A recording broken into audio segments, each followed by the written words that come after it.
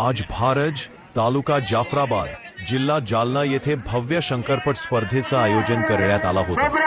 या शंकरपटात नामांकित बैल, हिंदकेसरी चिमण्या आणि हिंदकेसरी देवाभाई उपस्थित होते। या बैलांना पाहण्यासाठी प्रेक्षकांची प्रचंड उत्सुकता होती।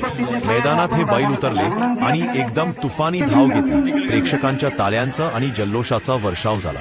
गाडीचा ड्रायव्हर जावेद ड्रायव्हर नानेगावकर यांनी उत्कृष्ट ड्रायव्हिंग करत गाडीला सुंदर वेग दिला आणि मैदान गाजवलं।